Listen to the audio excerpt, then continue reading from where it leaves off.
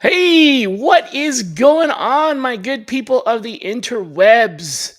Happy Friday. If you're watching this, that means that you are live on Shally's Alley, and it must be Friday around 1 p.m. US Eastern Time. And I don't know whatever time it is in your side of the world. Super excited for our show today. I have a fun guest. His name is Paul Norman, and Paul is a senior consultant with Riviera Advisors, a top tier management consulting firm where I happen to also be an associate consultant. Welcome to the show, Paul. Say hi. This is the first Shally's Alley in February 2025. Hello to Yeah, everybody. I'm excited to talk to you. Thanks for inviting me, and it's an honor to be on your show and talk to your audience and hear from your listeners. And you're a legend in the space, so I'm honored to spend some time Aw, with you. It's been thanks, great to man. get to know you at Riviera as well. Yeah, appreciate it. Yeah, I'm glad we've had a chance to work together on a few things. So, folks, I have some questions that I wanted to ask, but please bring your own questions if you'd like. Paul's area of expertise, well, several areas of expertise. But one thing that I wanted to drill into quite a bit today is high volume hiring, something that I have less experience in. My focus in my career has been kind of the top of the funnel and purple squirrels, unicorns, hard to find candidates, but not necessarily high volume. I have done some high volume hiring for like commercial drivers and other things like that, but not nearly as much as Paul. So I want to talk a little bit about, focusing on that area. If you have any questions about high volume hiring, this is the place. This is the man. Um, why don't we start with for people who are listening? Not everybody that is out there knows what high volume hiring means. Some people probably think that they are in high volume and they have like 35 recs. So can you tell us what does high volume mean in the area of talent acquisition? Really, what does it really mean? Yeah, well, I'd start by saying, most companies have some version of high volume hiring, right? And what I kind of think of high volume hiring is when you've got to hire a recurring role multiple times. And most often that's a frontline role. A lot of times it's geographically dispersed. Many times it's a higher turnover kind of role, hourly often, etc. And so a lot of people see this as call centers is one obvious big kind of Okay, place where you right. have high volume. Look, hospitality, you've got housekeepers and front desk agents and maintenance people, or you may have high volume sales reps. That you have a customer service kind of people or retail or theme parks, anywhere where you've got So it this could be kind of seasonal. It could be. Is it seasonal. typically the same job filled multiple times? So that means there's like the high turnover, or is it just lots of the same? Lots of openings, but not necessarily the same job being filled over and over again. Yeah, I think high volume is typically a similar job or the same job, right, being Okay. filled over and over again. Now that doesn't mean the same, right? And so, look, in the all the recruiters on the phone know, the housekeeper at my resort is so exponentially different than the housekeeper across the street at that resort, right?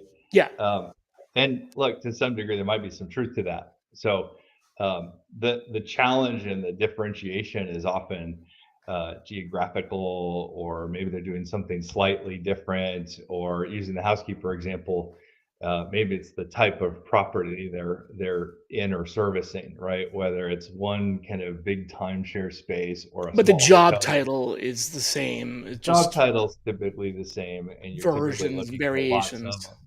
Yeah, and Okay. the key thing that is a little bit maybe nuanced from the niche recruiting or the specialized recruiting you were mentioning earlier is from a recruitment standpoint, you're now looking for 10 by 10 by 10 or 100 by 100 by 100 instead of the one, right? So all of your strategies really have to be around how do I get volume, volume of candidates, volume of applicants, volume of pipeline, volume of planning, and that takes a lot of planning, calculation, just forethought, right? Because if it sounds really easy to say, hey, give me a class of 25, right?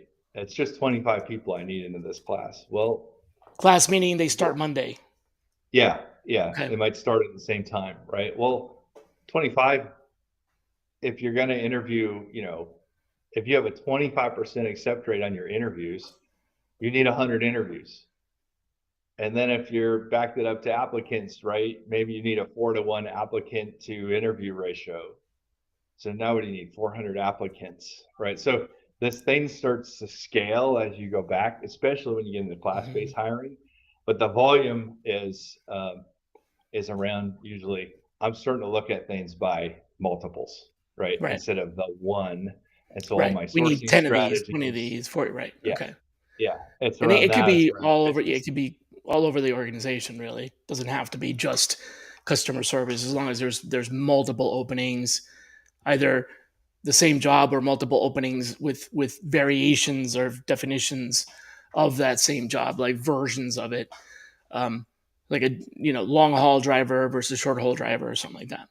Okay. Or That it could makes be sense. a moment. I mean, it could be a moment in time. I mean, I've had the Oh, like privilege we have an of, event coming up or we have an opening and we need. Gotcha. yeah, Okay. or a business initiative. I mean, I've had the rare opportunity of, in essence, in even putting the recruiter role in a way into high volume because at one place we were at, we hired 100 recruiters in three So many months. recruiters. Uh-huh. So that Yeah. became a high volume, right, kind of strategy Gotcha. because we needed that many of that. That's not a typical role you would consider high volume, but it was at that time because we needed that many that fast. Wow. Okay.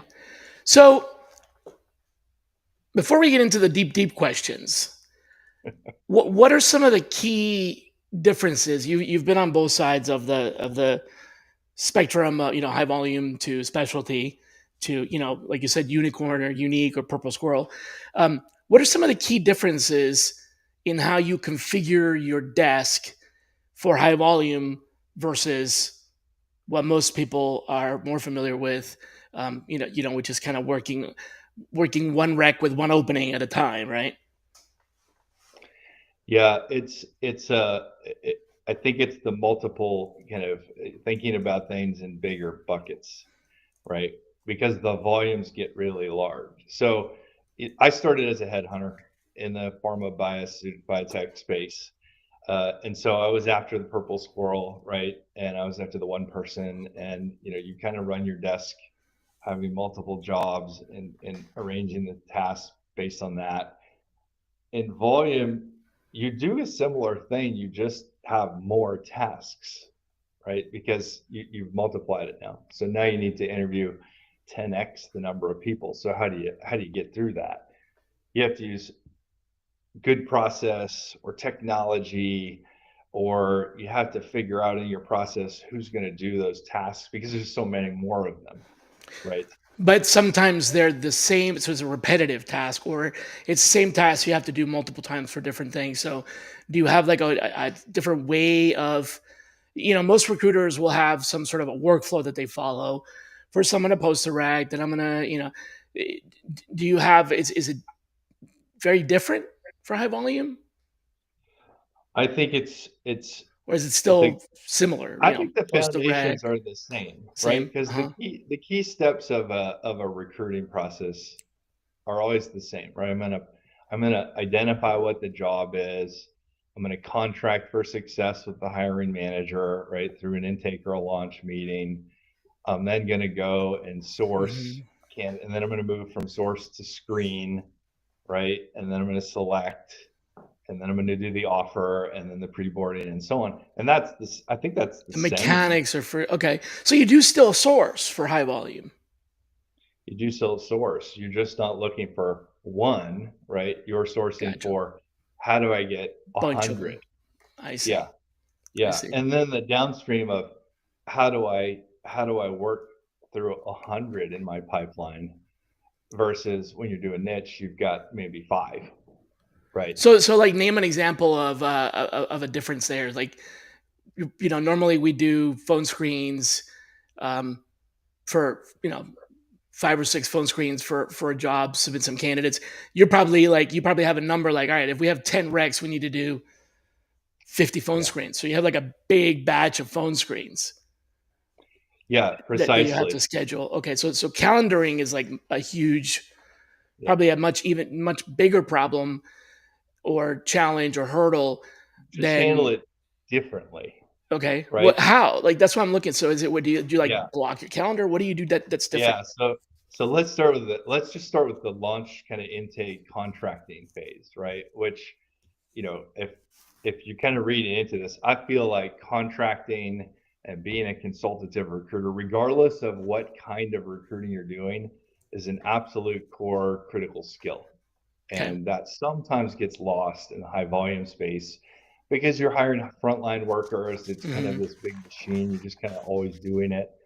But the contracting part on the front end of, okay, if I have to hire 10 of a certain role, right, for a property or for business or whatever, then you actually do need to do the math. All right, to hire 10, that means hiring manager, you're going to need to do, let's say, 4x if that's if they hire 25% of the people you put in front of the hiring manager, whatever your ratio is at your company, do the math.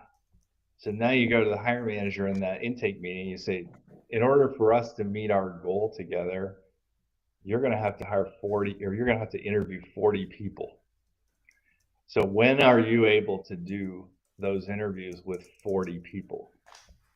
And you put that on there, right? You contract the calendaring on there, and then you back that Got up. to book a Okay, in few order to days do or a few that, chunks. yeah, the recruiter would have to phone screen if that's part of the That's part of the process that you're process. going on. They might have to phone screen 4x of that, right? So now a recruiter is going to figure out, okay, when can I do that many interviews? And then it starts to you start to go down the efficiency road of you cannot spend an hour On typically with each a phone volume screen, candidate, right? right? There's an ROI So you kind got of to be thing more here. efficient with your phone screens. You got to be more planful with your interviews. Otherwise, you'll get railroaded. More automated, Hmm. right? Okay. Use more technology, use scoring in your ATS, things like this, right? To really hone your time on the most impactful candidates or applicants that you have. But the planning of it, right? It's very similar to Very what you would similar. do. You just have a lot of other, bigger chunks of interviews, yeah, I see what you're saying.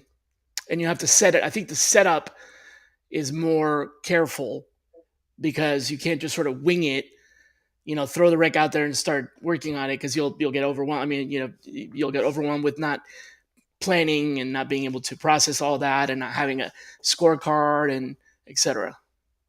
Yeah, Yeah. and then you layer on things like classes, right? Like your call centers or where you have training classes for sales reps or some other roles where you have to have all the Oh, people start right. together. They all have to start.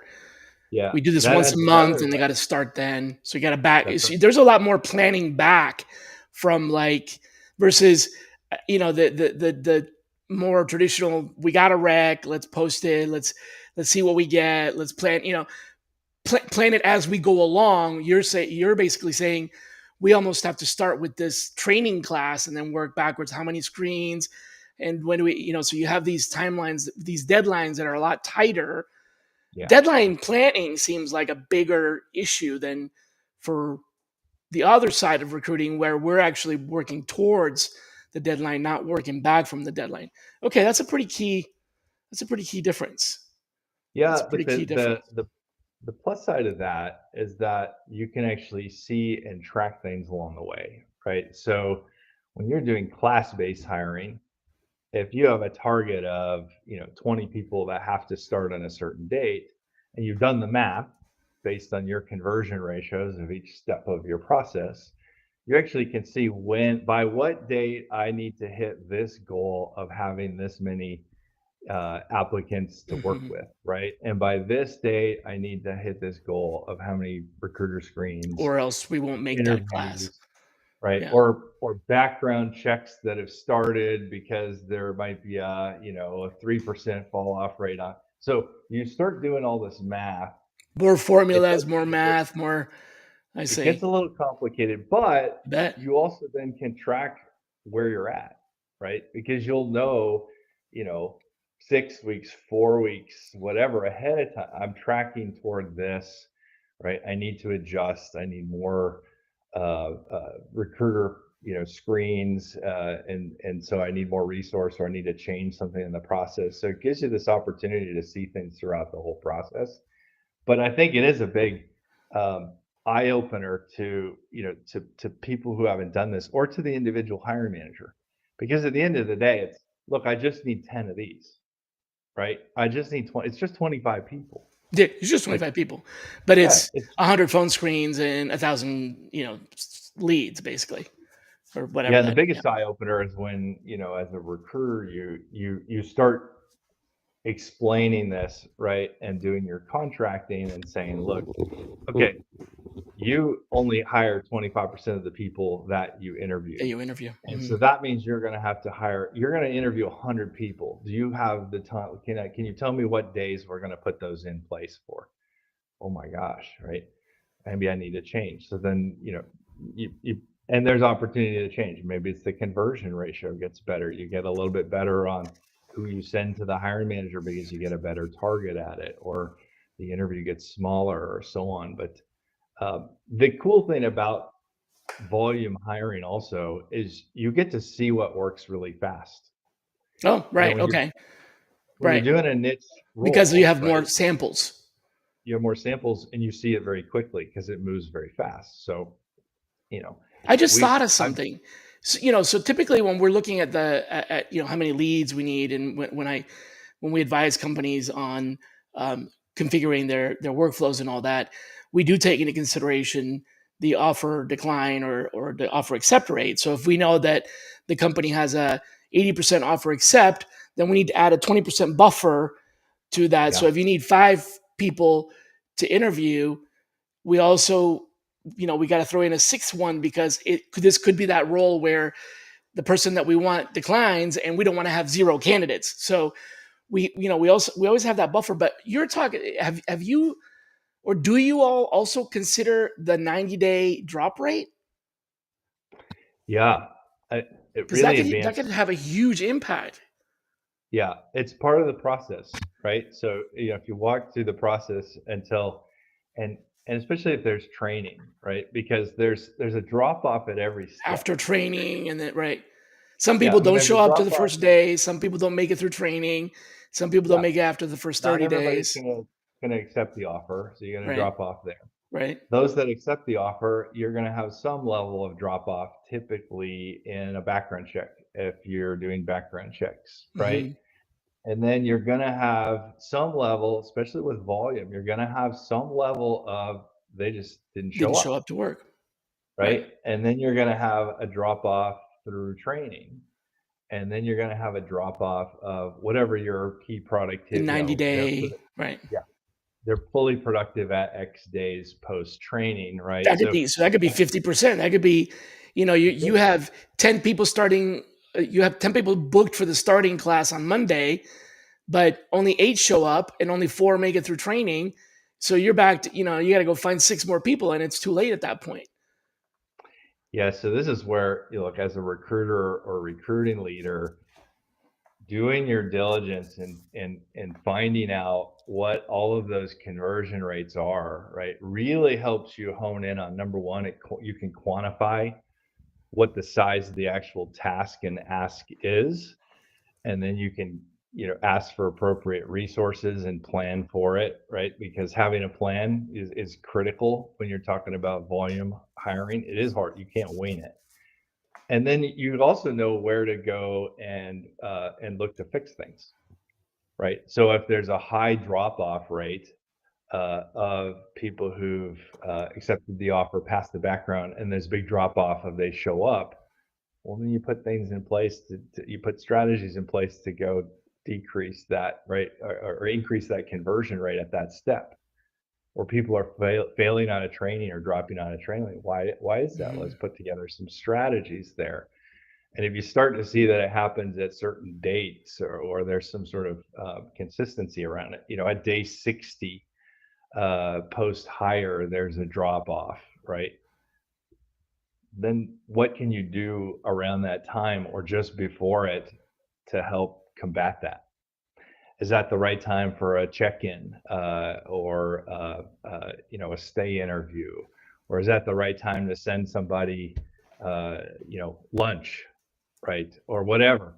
But you put strategies into that. So knowing your data and knowing the conversions is a great point, Shally, around it doesn't stop um, when the person says yes and accepts the offer, or when they start. It goes on for a while. Okay. Well, I feel like I just took a crash course in high volume hiring here, so I can see that the the key differences there. Um, let's switch the topic up a little bit and kind of. I think automation. You mentioned that, so that's what made me think about this. You mentioned automation. AI, automation, and the human touch. Where's the sweet spot? You've worked a lot in high volume and automation, technology transformation. People seem to be racing toward the agentic AI. How do we Yeah. make sure the technology is working for us, not just running rampant, and like Yeah. going nuts on its own? Where's the Yeah. balance? You know, y- it's often you have to remember who your users are. Like, what's the primary user experience? And my bias is that the primary user experience should be the candidate, and then Okay. potentially secondarily it's a hiring manager, and third it's a recruiter. Now recruiters are going to get mad, right, about that, and often we have that the other way around. But your candidate is what you're spending all the money to get, right? They're the gold. Yep, that's and your as a and recruiter, so your work product is, yeah, definitely. so I what's agree. so who should we be giving the best experience to, right? So I've always tried to look at, all right, what's the experience that the candidate's going through? And unfortunately, if that causes a minor amount of pain on the recruiter, or sometimes it temporarily does until we can get the technology or some sort of automation in place to help on the recruiter side. But if it's a good experience for the candidate, that's that's kind of the guiding number one priority, Okay. in my mind. Right. So And the how you place where we and lose then the human touch is the place where the candidate's no longer benefiting, or like they're not feeling like they're valued. Well, it depends. So let me give you an example, right? So, one of the things that volume, especially high volume or frontline candidates, value is speed and clarity. So if you can give me clarity and you can get me through the process fast, if I can apply to a job quickly, if I can get a decision quickly, if you can communicate that decision to me quickly, right? That's really high valued, and sometimes maybe more high valued than if you had a drawn out process with a whole lot of human touch along the way, right? So there's a bit of a trade off. And so it isn't always just human touch. It may be how fast can we get through the process? And as long as you're upfront around this is what our process looks like, right? Step one, you're going to answer these questions or take an assessment or whatever, right? Step two, you're going to self schedule for an interview with whoever. Step three, as long as you're clear about the process, it doesn't necessarily have to be all human touch, but if it makes sense from a efficiency and a smoothness. What doesn't work is when you do things like um, send candidates to interviews, and the hiring manager doesn't know who they are, or they're not prepared, or they make them wait for a half an hour before they can speak to them, or so on, right? And that's like, it seems like common sense. Be nice to people, right? Treat the candidates well, but getting that aligned, kind of start to finish, through the whole, everybody who touches the process, getting this understanding of the candidate user experience is pinnacle, is really often hard to do. I mean, we see a lot of companies that struggle with that. They might do it really well on the recruiter side or the front end side, and then it gets to the hiring manager interview and it just falls apart. Now, I saw this. I give you a story. My daughter is a sophomore in college, and so she was home for the summer, and she worked frontline hourly jobs this summer, and she had one job in the food service industry, and she wanted a better job. Now, what was Okay. better for her? Better for her was more money, and the hours were better, right? That's better for So her. I see what you mean. that was Right. better for her, right? Doesn't Because mean that better was for what she everybody. would do. So in order to interview for this second job that was better, because it paid better and it had better hours, she had to take time off of. So look, she's an hourly employee, which means she's not getting paid to take a day off to go interview for another job, right? An Yep. hour away, because that's where they asked her to interview. So Got to take drive a an day hour. off or whatever. Yep. Yep. She gets to this second role place, waits a half an hour for the hiring manager to have time to talk to her. And then the hiring manager asks her logistics questions. How much do you want to make? What days can you work and what hours? That's it. And then says, I'm not sure why you're here, because we don't even have that job open anymore. Oh my God. Okay. Wow.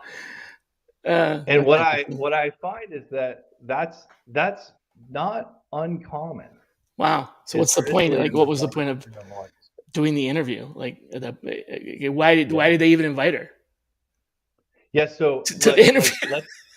let's take that one step farther. Forget So that you wasted her time, but like, why did you even invite? Like, what was the point?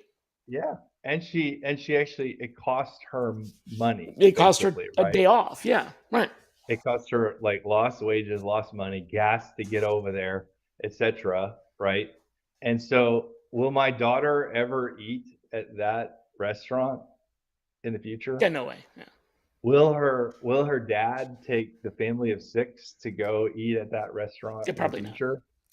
Right. So that's the other kind of interesting thing about a lot of frontline hiring, is that it's so part of a company's brand and customer experience, and often your candidates are also customers or potential customers, and so it's so critical to get this, to think about the entire process and everybody involved, and how do you provide a really amazing user experience for the candidate. And look, this isn't hard.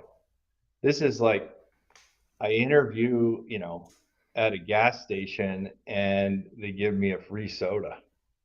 Hey, Right. thanks for coming over to talk to us, right? Here's a free soda. How Right. much did that cost the gas station? Like 20 cents, 30 cents? Those kind of things. Yeah. So, Listen, I it's used to work so at Coke, so yeah. Listen, I can tell you less than that. It's probably actually free if they're giving it out, is because they do get promos. But anyway, um, wow. Okay. Interesting. Um, yeah, as so you can tell, I'm passionate about the candidate experience, no, especially in the I large. absolutely get that, and I think that the candidate experience is, um, I don't want to say more important, because then that also assumes that it's less important somewhere else, but it's extremely important when there's not a whole lot of hard qualifications for these jobs. Like the fact that you're able to, um, provide customer service, walk around and bring food and take orders is not something that is like hard to find in a resume. The problem there is people who are willing to do the job. So if someone's willing to do the job, providing them a good candidate experience is even more important. Not saying that it isn't important when you're hiring a software engineer, but when you're hiring someone like a software engineer or a PhD, they have other things in mind, like career progression. It might not be about the paycheck necessarily. There's other things. And so the candidate experience is one of several things in the portfolio for a recruiter that can help them attract talent. Having a poor candidate experience doesn't mean they will never hire anybody. It just, it makes it a little bit harder. But in this space, it sounds like a poor candidate experience is basically all you got. I mean, It's y- you it's a big know, factor, right? Because yeah, look, people aren't a taking lot these of times, jobs because of the brand name. These are jobs that they're taking a job because they got to work and make a paycheck. These are not career opportunities; they're jobs yeah, I have a necessarily. I former mean, they might be, but yeah, but look, I have a former colleague that runs a really high volume recruiting shop at a major retailer, and he talks about, look, people come to work for us. They come for a job. Honestly, they come to our stores for a job. They then stay for the career. But we're good marketing point, all this right? Right. So they real get the stuff. job and then they realize, oh, I could do something I when can I'm grow here. my But still, the career, candidate right? experience is like the first gate. Yeah, it's a Yeah. gate, especially since, a lot of frontline jobs, or when you're hiring volume, a lot of times the salary is set, right? This is the salary. Like we start everybody at, $14 an hour, right? Or whatever the thing is. So, unlike niche, you may not have the levers for that, right? Hmm. To offer that kind of variability or differentiation. It may be that. So the candidates, and here's the other thing, it's done so poorly, so broadly, that just doing a little bit, just improving the candidate experience a little bit, Is a huge deal. sets you apart. It sets your Right. company apart and differentiates so greatly. And look, it's a sad thing to say, but there's a lot of reality to this, because it's hard. You're dealing with a lot of people. You're dealing with a lot of hiring managers. They're often geographically dispersed. They're often in businesses where the management team has been in their roles or done that or been in the industry a long time.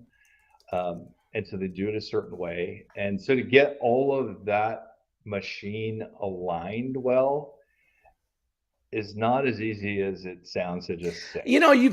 People talk about like it's an assembly line or a sausage factory. Well, okay, fine. Let's take that analogy. An assembly line still needs to be well run.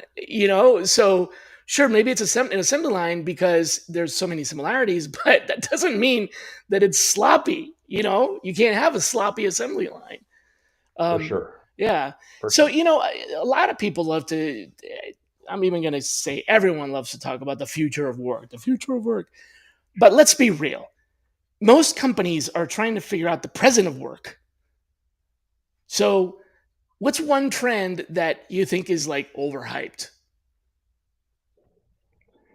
Yeah, it's a good question.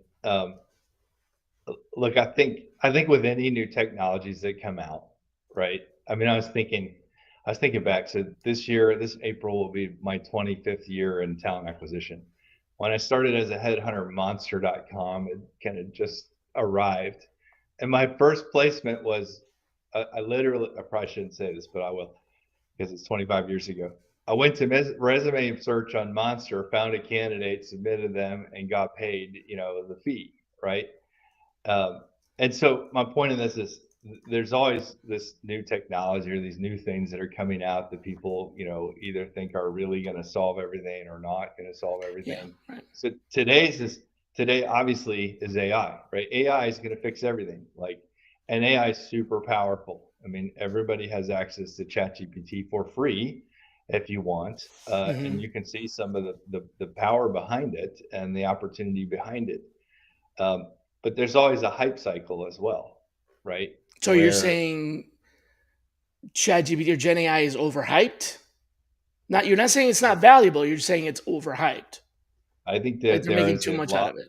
Okay. there's a lot of noise and confusion in the market around what it actually is, And what what it it does can and what it can't doesn't. do, Okay.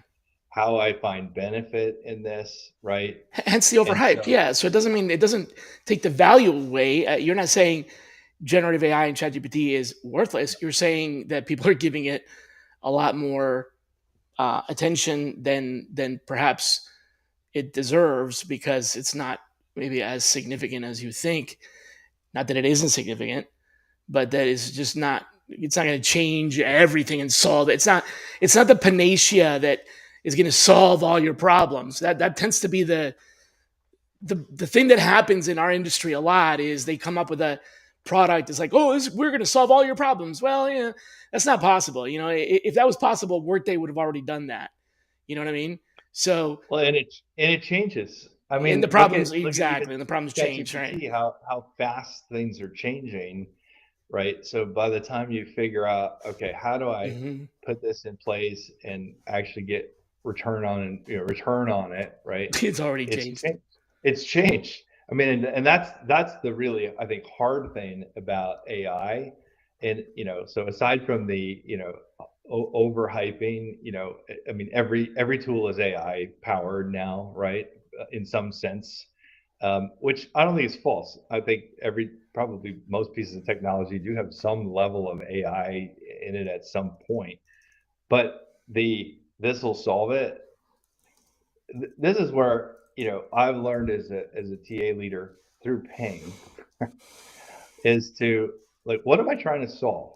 If you can define what you're trying to solve, then you go find the tools to empower that. And if it's an AI tool or an AI solution or whatever, that's great. But in TA, we do often do this backwards. We often Hmm. go to the shows and see the cool thing and we go, wow, that's amazing. I could do this with that. And we plug it in. And sometimes we don't, I've not taken a step back to go, is this the most important thing I should be solving as a TA leader? Does this give me the highest impact or return on the investment, not just on cost, but maybe on time or change management or whatever.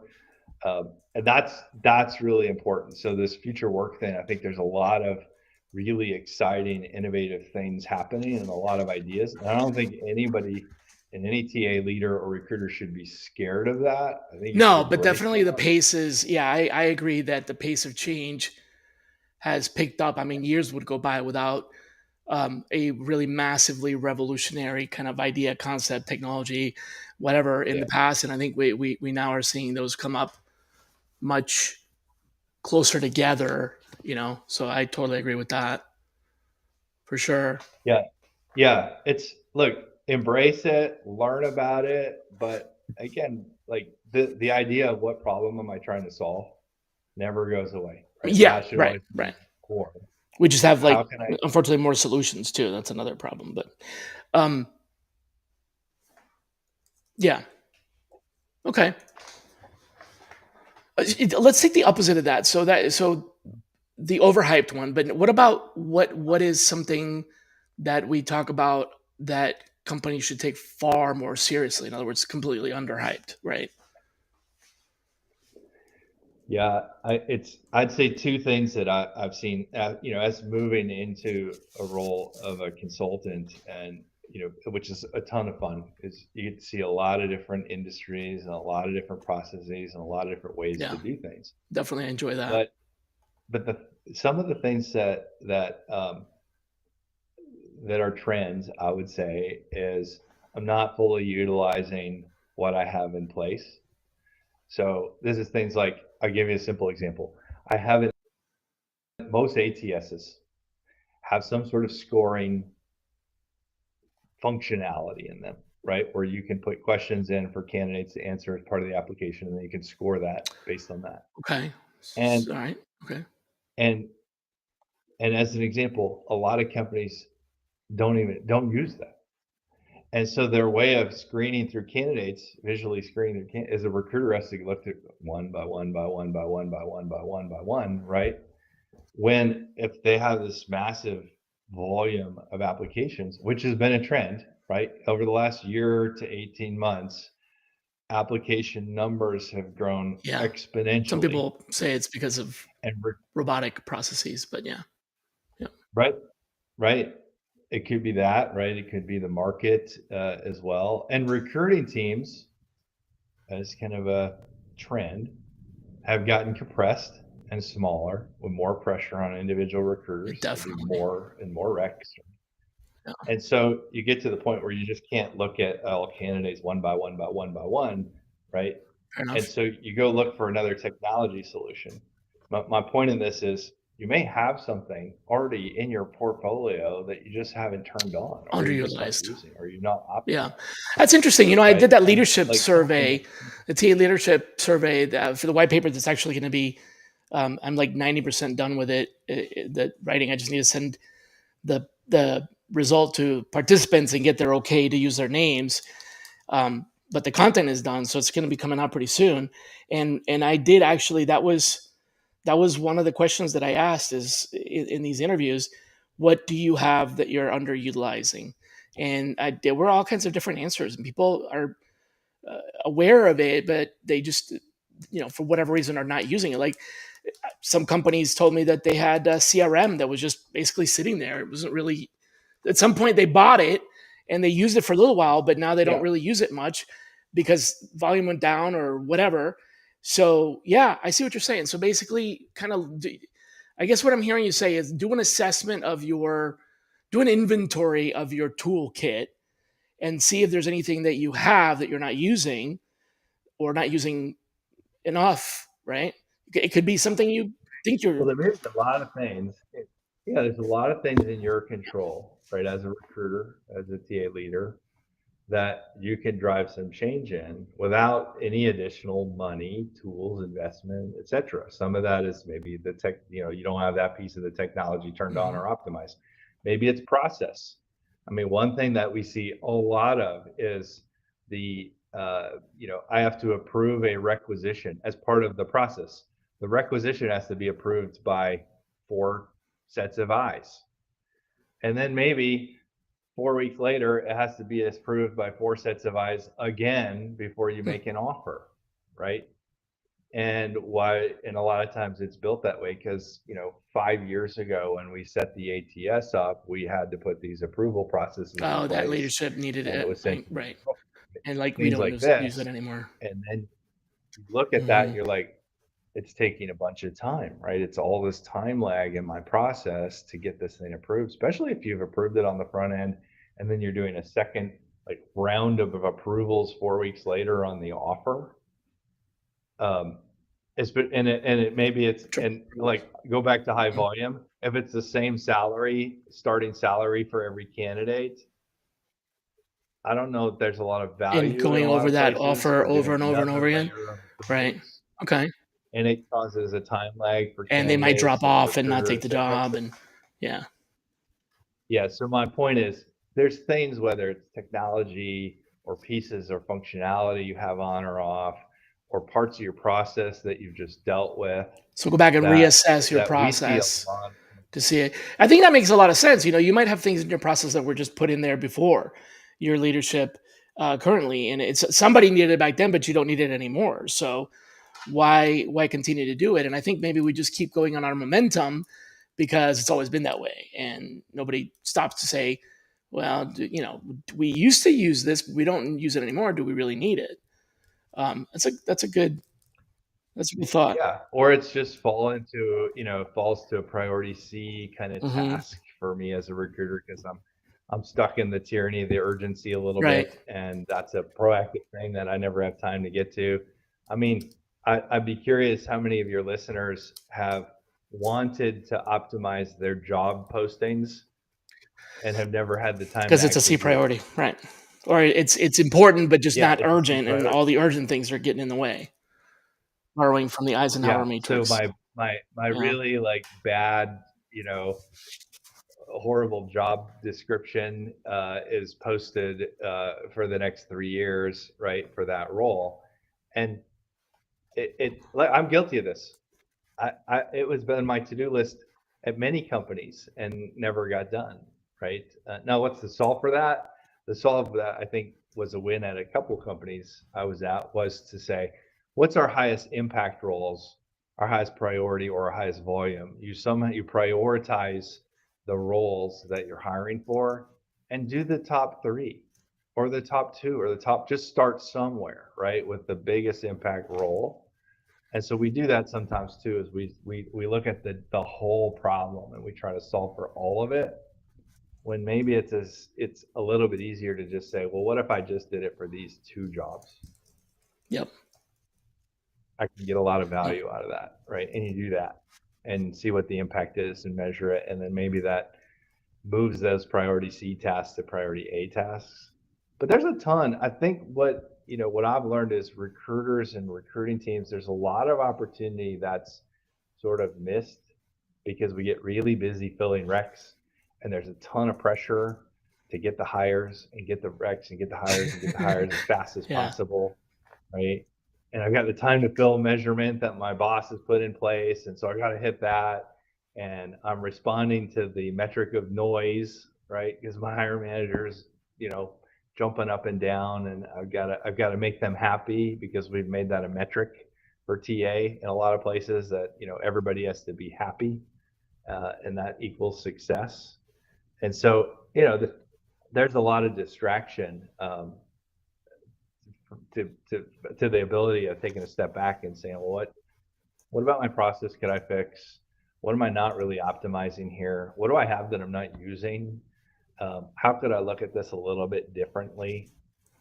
And what I found, Shally, talking with people like you, other TA leaders, uh, consultants, even just in a 5-minute conversation, hey, what are you doing? Hey, I've had this like, how did you solve this? You start learning things and it opens your mind. And then you start doing things you didn't think of, or you start tackling things that you thought were really, really hard. And then you find out that maybe they weren't quite as hard as you thought in your mind. Yeah.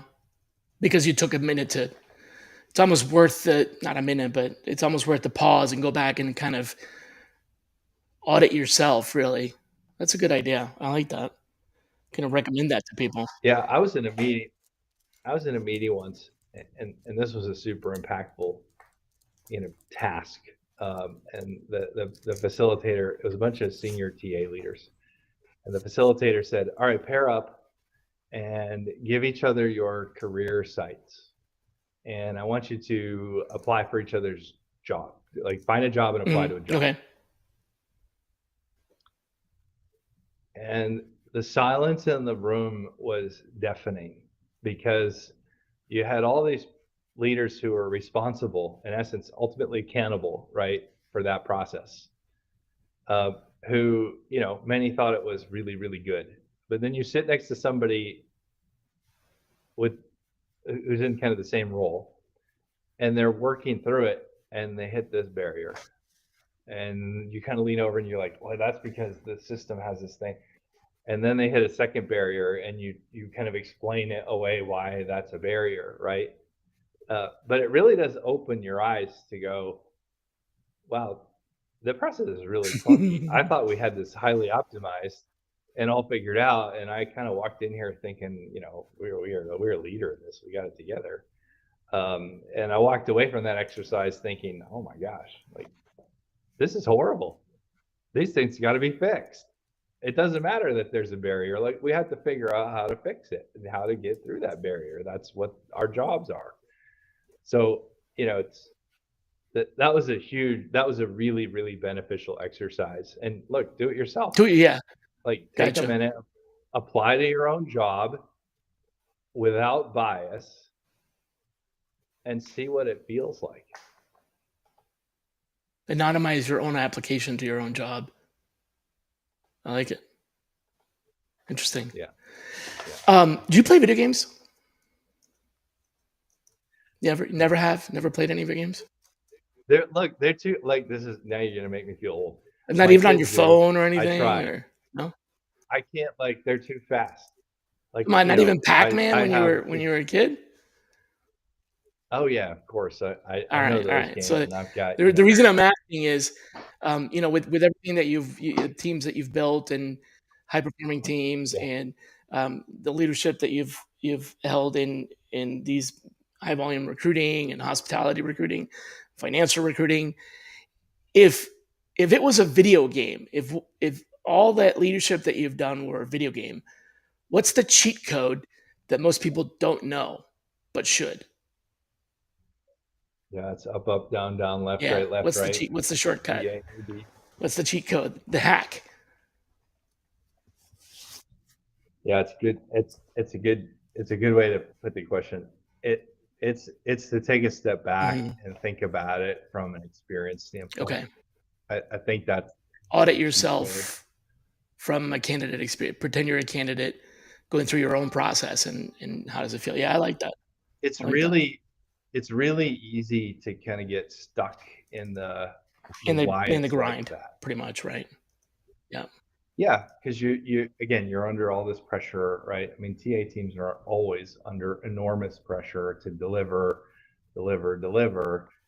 Um, that it's hard to do, and there's typically a reason. I mean, I haven't met a TA team or a TA leader or recruiter that's built a bad process because they just wanted to build a bad process.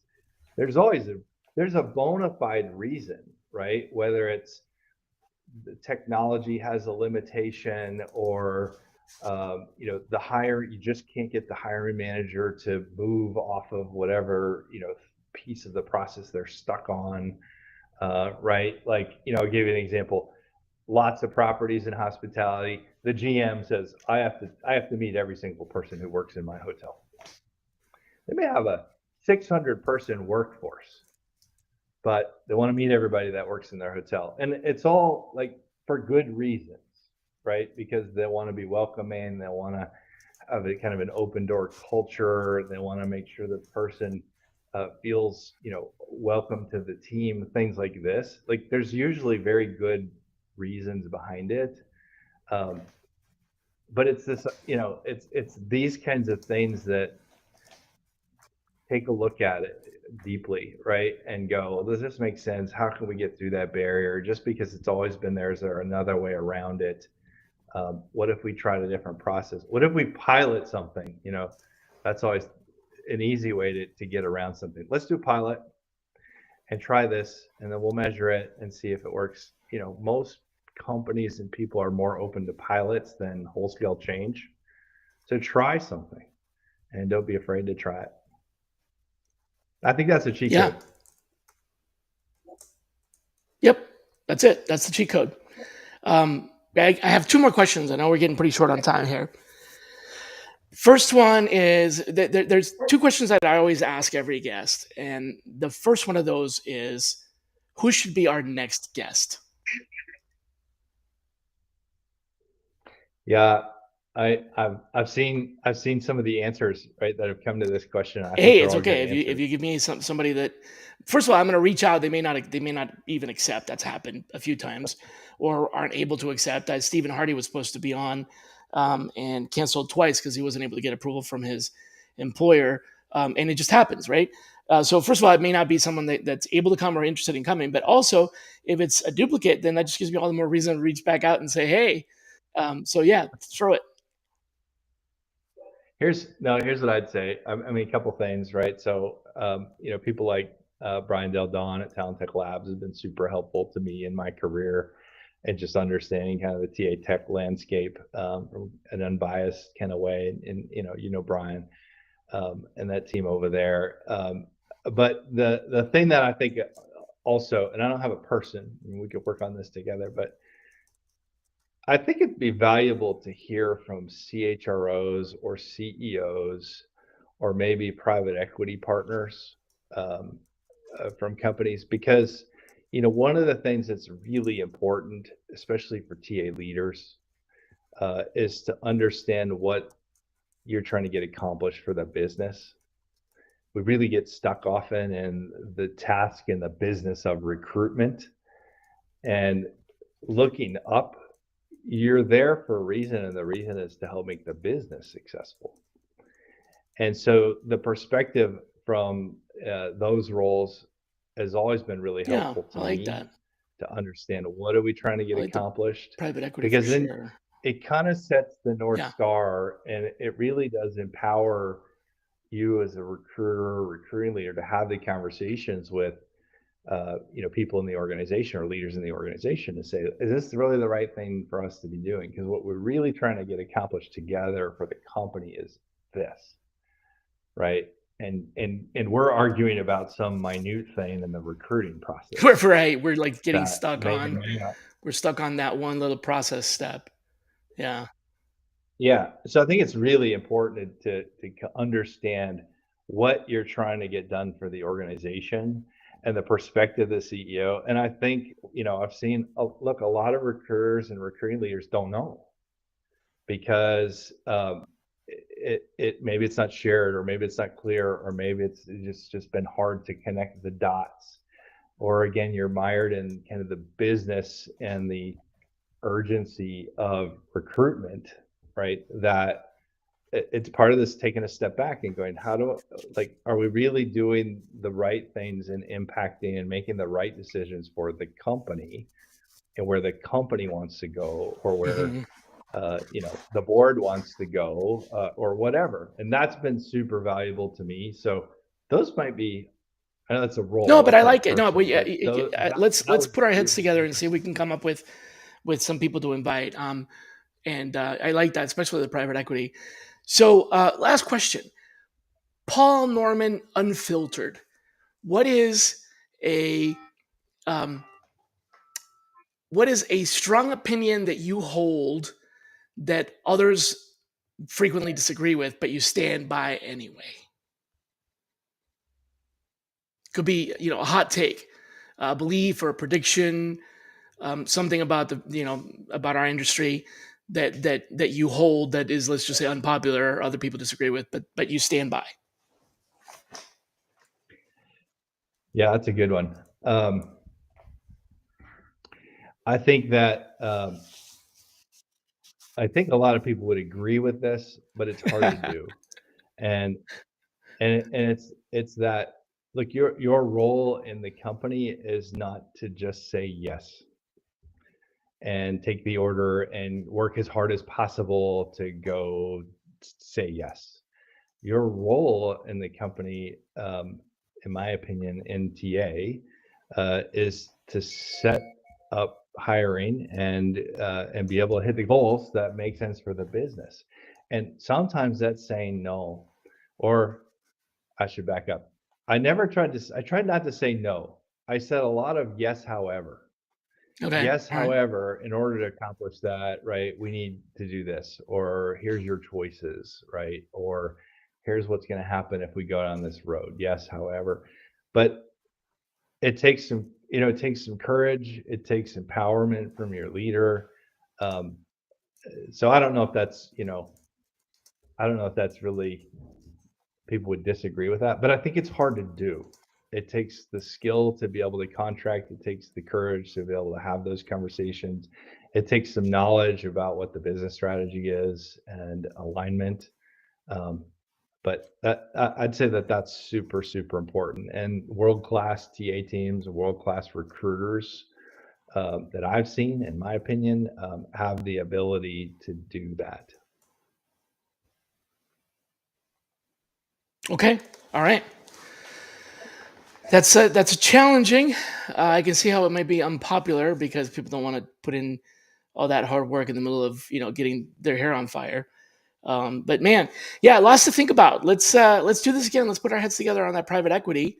I want to make sure that I got you here by the Yeah. end of the hour before your clock starts going crazy in the background there, if it hasn't already. So thanks a lot. Appreciate you coming on the show, especially last minute like that. Folks, for you, everybody that is interested in coming back for Valentine's Day, our next show will be February 14th. I have two guests, and they are specialists in healthcare recruitment and branding, from a company called Rogue Hire. So come on back for Valentine's Day, February 14th. Until then, be kind to yourselves. Take care, everybody. Awesome. Thanks, Shally. Thanks. Thanks, everybody.